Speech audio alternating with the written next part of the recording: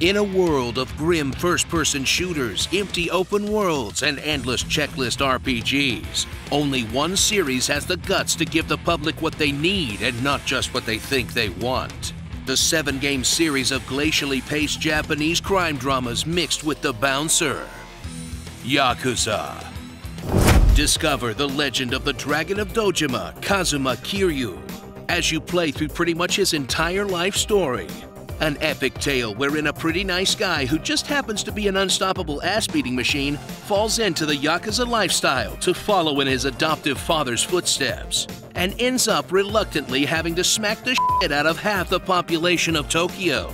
Because even 7 games in, no one can seem to stop kidnapping his tender young proteges, as Yakuza somehow manages to tell a story about the seediest criminals in Japan with a paladin-level good protagonist. Except the only god he prays to is whichever one lets you do this.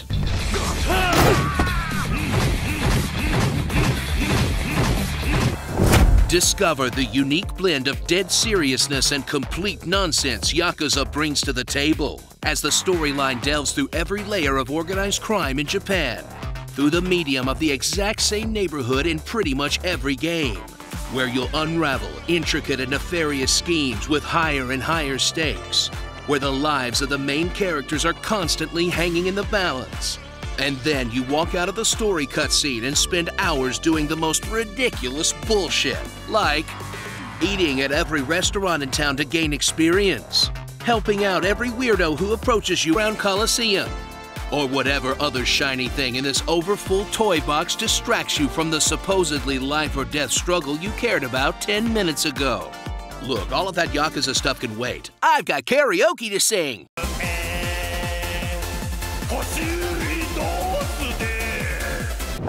Solve problems the way Kiryu does best, by applying his fists to them, as Yakuza constantly throws you into combat situations in the storyline, and as you just walk down the street, which you'll mostly mash through with the simple 2-button combat, while you spend your time trying to set up the heat actions, so you can watch Kiryu savagely end the lives of the hapless mooks around him, with whatever garbage he happened to pick up on the street. Then get savaged by the boss encounters as the game actually expects you to know how to play it all of a sudden, until you buckle down and heal your way through it, so you can make it to some of the most ridiculous fight cutscenes you'll ever see in a property supposedly set in the real world. Let me tell you about the time Kiryu beat a tiger's ass.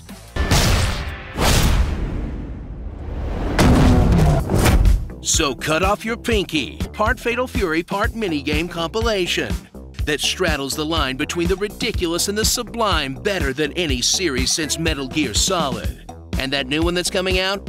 It's a turn-based RPG where you can do this.